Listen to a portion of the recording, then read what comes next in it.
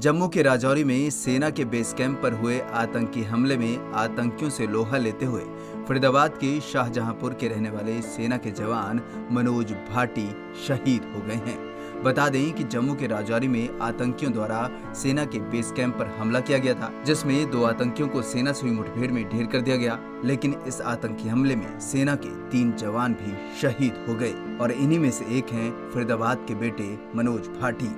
मनोज भाटी फरीदाबाद के गांव शाहजहांपुर के रहने वाले थे। पिता के मुताबिक उन्हें आज सुबह 8:30 बजे सेना के अधिकारियों द्वारा बेटे को गोली लगने के बाद वीरगति को प्राप्त होने की सूचना मिली थी। जवानों ने बताया कि उनके बेटे का पार्थिव शरीर 1-2 दिन में घर सम्मान सहित पहुंचा दिया जाएगा। शहीद के पिता ने कहा कि उनके 2 और बेटे हैं, वो भी सेना में हैं। उन्हें अपने शहीद हुए बेटे पर गर्व है कि उसने देश के लिए अपनी जान दे दी। सुबह 8:30 बजे मिली थी हमारे। क्या फोन आया था, किसकी तरफ? फोन आया था, यूनिट से आया था फोन, मैं गोली लगी आपके बेटे को। कैसे लगी, क्या बताया था? आतंकवादियों के द्वारा कैंप पे हमला कर उन्होंने उड़ाने की कोशिश कर पड़ा दिया उन्होंने। आपने जाने की कोशिश की होगी यहाँ से? हाँ, जाने के लिए बोला था उन्होंने, बोला नहीं बताना आप, बहुत दूर पड़ता है, यहाँ रास्ता भी नहीं है। मनोज की अगर बात करें, परिवार की बात करें तो कितने भाई बहन हैं? ये कौन से नंबर? हाँ, ये 3 बहन भाई हैं, ये 4 भाई बहन हैं, ये एक बहन है, 3 भाई हैं, ये सबसे छोटा था।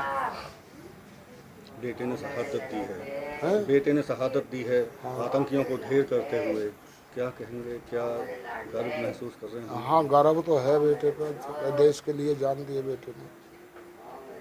लेकिन दुख भी? हाँ, दुख तो है।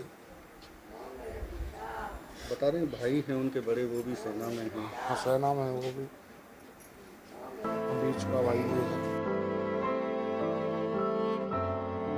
वहीं इस घटना के बाद फरीदाबाद के जिला उपायुक्त जितेंद्र यादव सहित जिले के तमाम आला अधिकारी शहीद मनोज भाटी के घर पहुंचे और शहीद के परिवार को सांत्वना दी। जिला उपायुक्त ने बताया कि शहीद मनोज भाटी का पार्थिव शरीर 1 या 2 दिन में उनके पैतृक गांव पहुंच जाएगा और गांव की सहमति से गांव के पार्क में ही उनका विधिवत रूप से अंतिम संस्कार किया जाएगा, जिसके बाद वहां उनकी मूर्ति की स्थापना भी होगी। इस पर गांव की सहमति बनी है। बहुत दुखद समाचार है पूरे गांव के लिए भी और फरीदाबाद ज़िले के लिए और समस्त देशवासियों के लिए भी। तो मेरी श्रद्धांजलि मनोज भाटी जी को, जिन्होंने निडरता से, तत्परता से देश की सेवा की, शहीद हुए देश के लिए।